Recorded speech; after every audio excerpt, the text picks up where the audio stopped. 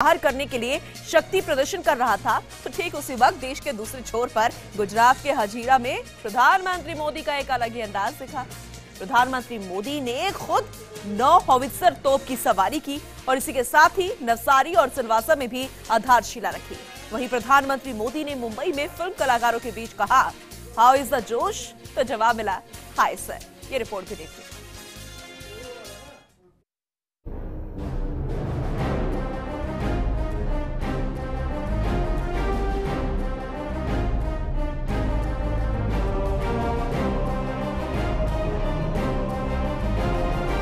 एक तरफ जहां विपक्ष कोलकाता में एकजुट होकर मोदी सरकार को सत्ता से बाहर निकालने के लिए शक्ति प्रदर्शन कर रहा था, ठीक उसी वक्त देश के दूसरे छोर पर गुजरात के हजीरा में पीएम मोदी का एक अलग ही अंदाज देखने को मिला।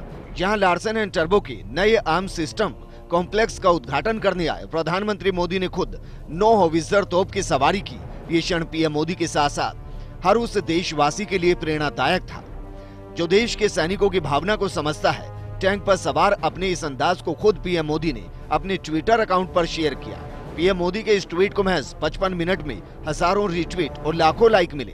प्रधानमंत्री ने यहाँ L&T आर्म सिस्टम कॉम्प्लेक्स राष्ट्र को समर्पित किया। इस मौके पर रक्षा मंत्री निर्मला सीतारमण भी मौजूद रही। रक्षा विशेषज्ञों के मुताबिक सूरत के हजीरा के L&T प्लांट में तैयार किया गया K9 वज्र टैंक काफी एडवांस है। इसे टैंक प्रोपेड होवरक्राफ्ट गन कहते हैं। इसमें कई ऐसी खासियतें हैं जिसे महज सोचकर ही दुश्मन की रूह कांप उठेगी। टैंक K9 वज्र की खासियत, ये टैंक दुश्मन को ढूंढ ढूंढ कर मारेगा। अब तक सेना के पास जो टैंक है वो एक जगह पर स्थित होकर वार करते हैं, लेकिन K9 वज्र चारों तरफ घूम घूम कर हमला करने में सक्षम है। K9 वज्र रेगिस्तानी इलाकों के लिए तैयार किया गया है। 2017 में L&T और हनवा टेकविन की साझेदारी में इसका निर्माण शुरू हुआ था। इस सौदे की कुल कीमत करीब 4300 करोड़ रुपए है।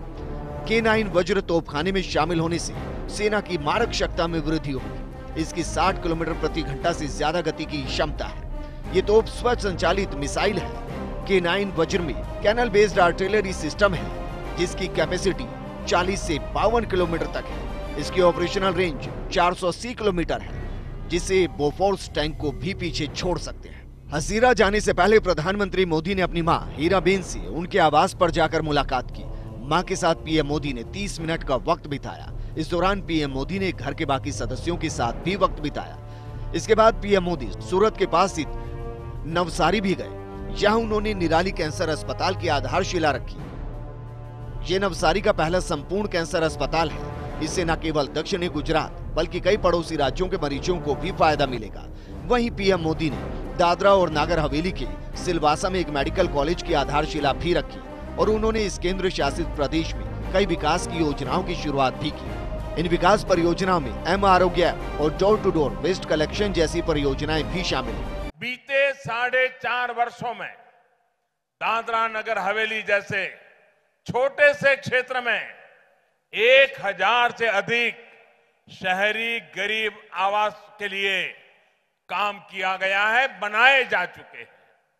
बीते 4.5 वर्षों से जिस कमिटमेंट के साथ, जिस स्पीड और स्केल पर गरीबों के घर बनाने का काम चल रहा है वो अभूतपूर्व है। यहाँ के बाद पीएम मोदी ने मुंबई में भारतीय सिनेमा पर बने राष्ट्रीय संग्रहालय का उद्घाटन किया। इस संग्रहालय में भारतीय सेना के इतिहास को संजोया गया है। सिनेमा के साथ ही भारत के सामाजिक परिवेश में बदलाव की झलक भी इस संग्रहालय में दिखाई देती है। इसके साथ ही उन्होंने एक जनसभा को संबोधित भी किया।